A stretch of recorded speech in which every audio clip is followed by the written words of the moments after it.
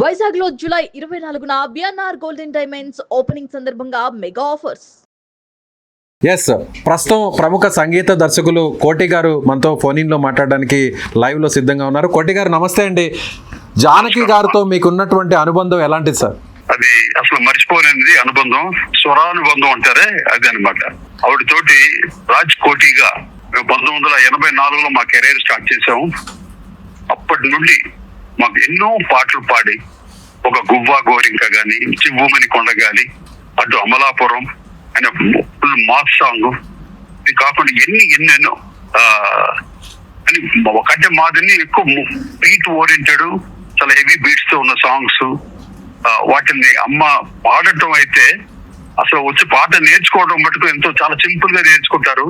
Once mic దగ్గర వెళ్ళి పాడుతున్నప్పుడు అసలు ఒక ఒళ్ళు కదలదు అనమాట, స్ట్రైట్ గా ఉండి పాడతారు. అది చాలా గ్రేట్ క్వాలిటీ, అది ఎవరికీ లేదు. ఎవరు పాడినా ఒక చిన్న డాన్స్ మూమెంట్స్ వచ్చేస్తుంది, ఒక చిన్న మూమెంట్ ఇస్తాం. ఆవిడ ఒక్క మూమెంట్ లేకుండా పేపర్ లా పెట్టుకుని చేతులు పెట్టుకుని స్ట్రైట్ గా అలా పాడేవారు.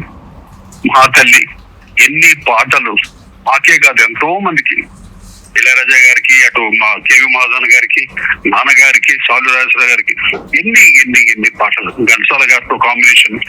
ఎప్పటి నుండి అమ్మ పాటలు. మా అదృష్టం ఏంటంటే అంత సీనియర్ మోస్ట్ సింగర్ తోటి మేము పాడించుకున్నవే మాకు గొప్ప. కానీ మమ్మల్ని బిడ్డల్లా చూసేవాళ్ళు. ఆవిడ హస్బెండ్ రాము గారిని ఉండేవారు. రాము గారికి మేము డేట్ చెప్తే, మా రికార్డింగ్ డేట్ చెప్పగానే ఇమీడియట్ గా ఎవరిదున్నా, ఒకవేళ ఇళయరాజా గారి ఉన్నా కూడా మాకు అడ్జస్ట్, మాకు ప్రయారిటీ ఇచ్చేవారు అనమాట. మాకు ప్రయారిటీ ఇచ్చి వచ్చి మా పాటలు పాడేసి వెళ్ళేవారు. అంటే అంతా ఎంకరేజ్ చేసేవారు. అంటే ఒక సాలు రాజేశ్వర గారి కొడుక నేను, టీవీ రాజు గారి కొడుక మా రాజు, ఇద్దరికి ఒక బిడ్డల్లా చూసేవాడు అమ్మ.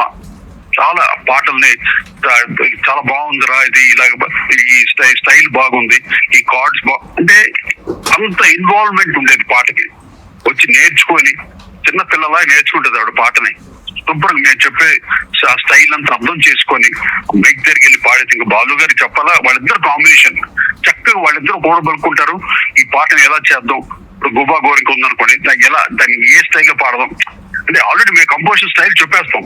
చెప్పినా కూడా దాని ప్రెజెంటేషన్ ని ఎంతో చక్కగా పాటలు పాడి ఎన్ని వందల పాటలు పాడేశారు ఆవిడ.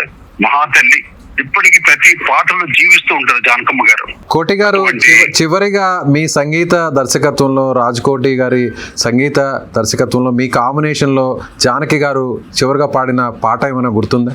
యాక్చువల్లీ మా చివరి క్షణాల వరకు ఆవిడే పాడాలి, కానీ ఒక చిన్న గ్లిచ్, చిన్న డిస్టర్బెన్స్ జరిగింది మాకు, జానకమ్మ గారికి, రాజ్కోటికి, జానకమ్మ గారికి. ఏంటంటే ఇప్పుడు కూడా ఆ విషయం చెప్పకపోతే నాకు మనసులో చాలా బాధగా ఉంది ఆ విషయం. అమ్మ ఏంటంటే టైటిల్స్ కార్డ్ లో ఒకసారి ఏదో సినిమాకి నాకు గుర్తులేదు, జానకమ్మ గారి పేరు కిందన వేసి పైన చిత్ర పేరు బాలు గారి పేరు అలా వచ్చింది అనమాట. దానికి చాలా ఎఫెండ్ అయిపోయారు. నాకు రాము గారు కాల్ చేసి, ఏంటయ్యా ఇలా మీ టైటిల్ మీరు చూడరా, మీరు అంటే మా డ్యూటీ కాదు అది, మాకు అస్సలు తెలియదు. అది assistant directors, department, editing department వాళ్ళు చూసుకునే పని అనమాట. వాళ్ళు ఆర్డర్ తప్పి ఒకసారి జానకమ్మ గారి కింద పడిపోయింది, కిందకు వచ్చింది పేరు అని చాలా ఎఫెండ్ అయిపోయి మా మీద కోపం తీసుకున్నారు. చేసి రాము గారు మాకు ఫోన్ చేసి, మీరిద్దరూ వచ్చి మీరు సారీ చెప్తేనే మేము ఫర్దర్ గా మీకు పాడతాం, లేకపోతే మేము పాడం ఉన్నారు అనేసరికి మేము షాకు. అప్పుడు నేను రాజుకు చెప్పాను, మరి రాజు ఇలా అంటున్నారు రాము గారు అంటే, లేదు కోటి మనమేం తప్పు చేసావు, మనది కాదు కదా తప్పు, అది అసిస్టెంట్ డైరెక్టర్ వాళ్ళు చూసుకున్న పని, ప్రొడక్షన్ వాళ్ళు, మనకు సంబంధించిన కాదు ఇది, లేదు మనం వెళ్ళము, మనం సారీ చెప్పము అన్నట్టు. అక్కడ నుండి మాకు డిస్టెన్స్ అయిపోయింది అనమాట. అది ఏ సినిమాను ఈ సందర్భంగా చెప్పదలుచుకుంటారా? అది చెప్పలేకపోతున్నాం చాలా. అది మహారాజశ్రీ మాయగాడు ఏదో సినిమా కృష్ణ గారితో, అదే శ్రీదేవిను, అదేదో ఆ సినిమా అనుకుంటున్నాను. అప్పుడు ఆ టైంలో కోటి గారు అప్పుడు ఇలా అయ్యేసరికి ఇంకా చిత్రాన్ని కంప్లీట్ గా మేమే ఎంకరేజ్ చేస్తాం. ఫుల్ మా ఎరా అంతా ఫుల్ బిజియెస్ట్ కెరీర్ మాది. ఆ ఎరాలో ప్రతి పాట చిత్రాలతో పాడించడం ఎందుకు జరిగిందంటే జానకమ్మ గారు మాకు డిస్టెన్స్ అయిపోయారు. ఆ బాధ నాకు ఇప్పటి వరకు, మొన్నటి వరకు, ఈ రోజు వరకు ఆ బాధ ఉంది. అందువల్ల ఎప్పుడైనా ఆ తర్వాత జానకి గారు తారసపడ్డారా? ఎప్పుడైనా మీతో మాట్లాడడం జరిగిందా? చివరిసారిగా ఎప్పుడు మీతో మాట్లాడడం జరిగింది కోటి గారు? ఒక్కసారి మాట ఏదో ఫంక్షన్ లో కలిసామండి. కలిసినప్పుడు చాలా చక్కగా పిలిచి మాట ఏరా ఎలాగున్నారు ఏంటి నన్ను పాడించవా అని అడిగారు. అమ్మ అదేంటమ్మా అదే ఇంకా పాత గొడవలు తీయకుండా అదేంటమ్మా తప్పకుండా పాడించమ్మా అన్నట్టు ఇంకా ట్రెండ్స్ మారిపోయినాయి, వేరేలాగా అయిపోయింది. తర్వాత ఆవిడతో చాలా డిస్టెన్స్ అయిపోయింది మాకు. కోటి గారు, ఈ సందర్భంగా జానకి గారికి నివాళులు అర్పిస్తూ ఒక్క పాట మీ కాంబినేషన్ లో ఆమె పాడినటువంటి పాట కావచ్చు, లేదంటే ఇప్పటికీ మన ఇండస్ట్రీలో ఒక చిరస్థాయిగా నిలిచిపోయినటువంటి పాటలు అనేకం ఉన్నాయి, అందులో ఒక పాట మీరేమన్నా ఆలపించగలరు? చాలా ఇష్టమైంది గువ్వా గోరిక చివ్వుమని కొనగాలి, చాలా ఇష్టం నాకు. చివ్వుమని కొండగాలి కత్తిలా గుచ్చుతుంది తారరా తారరా తరిరారిరా నేనేనా తానన తారేనా తరనన చివ్వుమని కొండగాలి గువ్వ గోరింకతో ఆడిందిలే బొమ్మలాట నిండు తారరిరారా వాన జల్లు గిల్లుతుంటే ఎటగమ్మా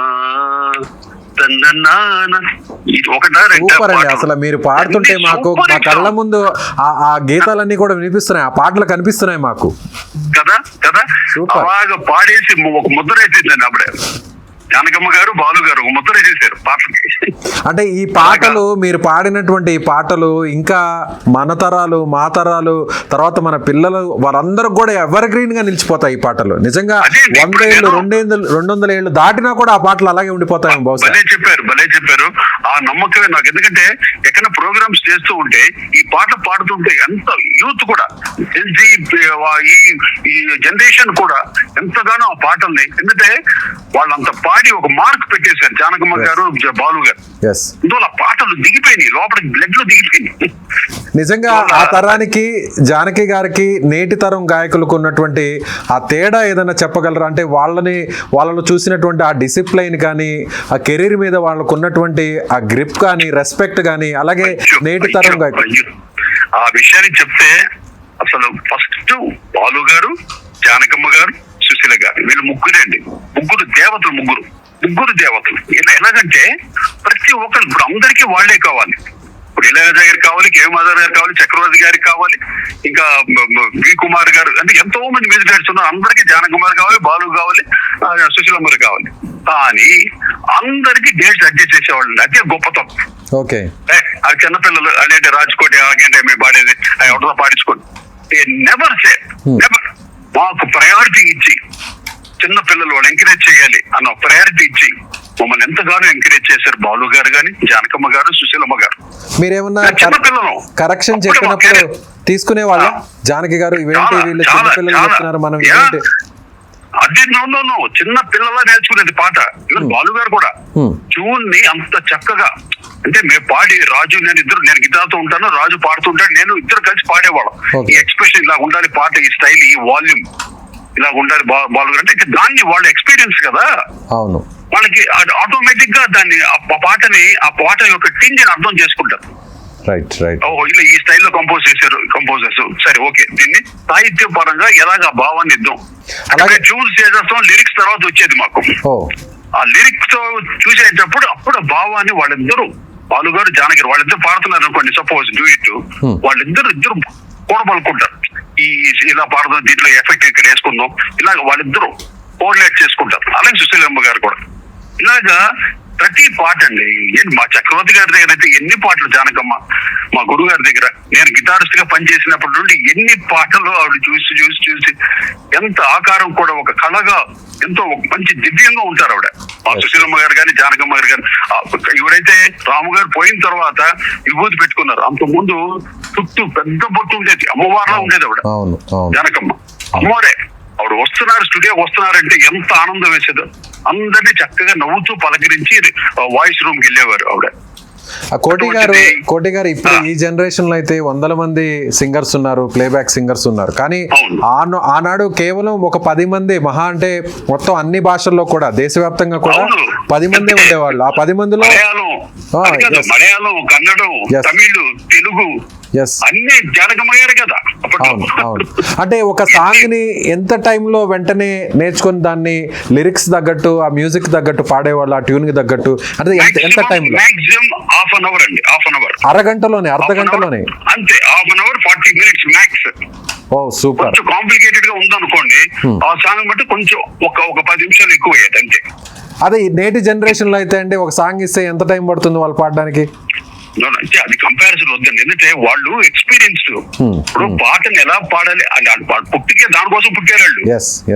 ఇప్పుడు వీళ్ళందరూ ఊరికే జస్ట్ ఏదో ఇంట్రెస్ట్ తోటి, ప్యాషన్ తోటి పాడమే కానీ డెడికేషన్ అనేది ఆవిడ దగ్గర ఉన్న డెడికేషన్ ఎవరికి రాదు. అది ఆ డిసిప్లిన్, టైమింగ్ డిసిప్లిన్, ఆ టైంకి ఇలా ఆన్ డాట్ స్టూడియోకి వచ్చేది. ఆవిడ ఒక టైం చెప్తే ఆ స్టూడియో టైంకి వచ్చేవారు. బాలు గారు కానీ జానకమ్మ కొంచెం లేట్ అయితే కూడా వచ్చి సారీ చెప్పేవారండి. వాళ్ళంత పెద్దోళ్ళు బాలు గారు. అంతే కదా. కొట్టి సారీ కొంచెం లేట్ అయిపోయింది అన్న, అక్కడ రికార్డింగ్ లేట్. అయ్యో ఏడు బాలు గారు నాకేంటి సారీ చెప్పడం, ఇలా జరిగేది. అమ్మ జానకమ్మ గారు కూడా. సో అందుకే వాళ్ళు లెజెండ్స్ గా మిగిలిపోయారు. అంతేగా మాకు అది ఆ మహానుభావులతో పాడించుకునే అవకాశం, భాగ్యం కలిగింది కదా మాకు. ఎంత అదృష్టం మాకు. ఈ యంగర్ జనరేషన్ ఎవరికైనా ఉందా అదృష్టం? అండి నిజంగా. ఎటువంటి పాటలు పాడింది మాకు, పాడిందని సూపర్ హిట్స్ అయితే పాడారు కదా. ఇది కాదు ఇంకా ఎన్నో జస్ట్ గుర్తుకొచ్చి పాడుతున్నాను.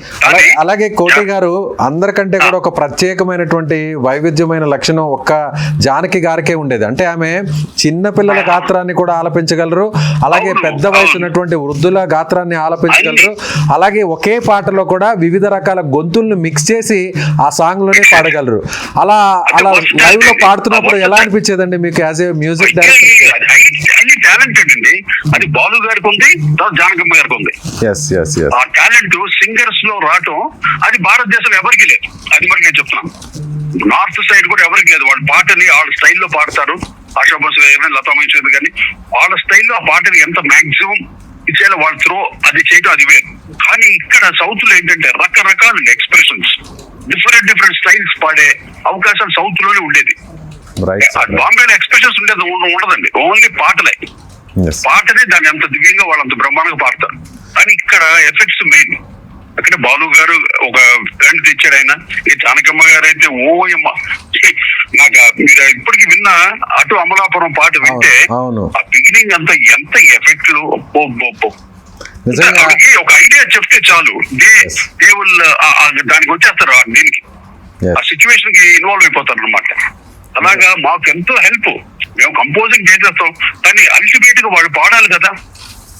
అది కరెక్ట్ గా అర్థం చేసుకొని పాడి ఇన్ని పాటలు మాకు ఆవిడ గాత్రంతో మాకు ప్రాణం పోసిన మహాతల్లి ఈ రోజు సాక్షాత్ సరస్వతి దగ్గరికి వెళ్ళిపోయింది. అవునండి, నిజం కోటి గారు. అలాగే మన తెలుగు వ్యక్తిగా, తెలుగు గాయకురాలుగా ఇక్కడ పుట్టి, మన తెలుగు నేల మీద పుట్టి ఇవాళ దేశవ్యాప్తంగా ఇన్ని వేల పాటలు పాడి ఒక వైవిధ్యమైనటువంటి గొంతును కలిగినటువంటి ఆ మహాతల్లి నిజంగా ఒక తెలుగు జాతిలో పుట్టడం అనేది మనందరి అదృష్టం అనుకోవచ్చా? చాలా మన అదృష్టం అండి. కాకపోతే ఆ పాటలు అలకదు, గాయకులు పాడితేనే ఆ పాటకి ఒక వాల్యూ తెలుస్తుంది. ఆ పాట ఏంటిని అందరికి జనాలు తెలుస్తుంది. అర్థమైందా?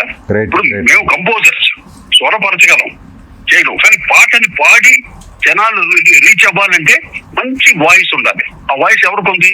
ఒక జానకమ్మకు ఉంది, సుశీలమ్మకు ఉంది, మా బాలు గారు, అఫ్ కోర్స్ ఘంటసాల గారు. ఆ తరం అయిపోయింది ఘంటసాల గారు. మా జనరేషన్ నుండి చెప్తున్నాను. మాకు చక్రవర్తి గారి తర్వాత చక్రవర్తి గారి కానీ అన్ని పాటలు జానకమ్మ గారే.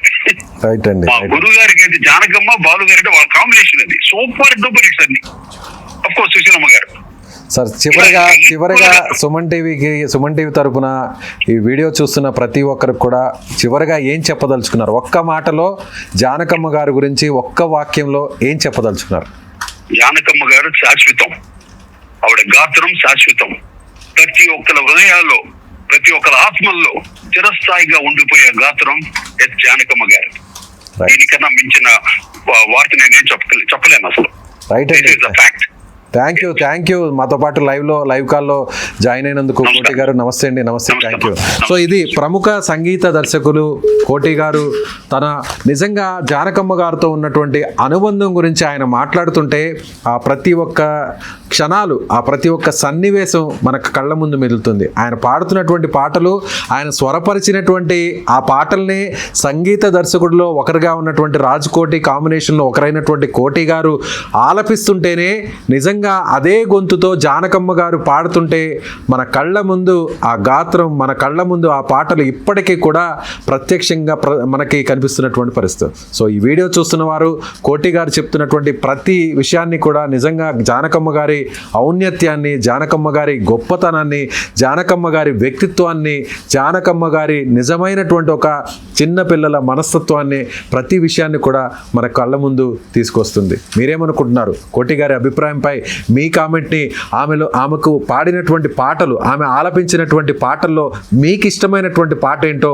కామెంట్ రూపంలో తెలియచేసి జానకమ్మ గారికి చివరిగా మీ వంతుగా నివాళులు అర్పించాలని సుమన్ టీవీ కోరుతుంది. సుమన్ టీవీలో మీ పర్సనల్ అండ్ బిజినెస్ ప్రమోషన్స్ కోసం కింది నెంబర్కి కాంటాక్ట్ చేయండి.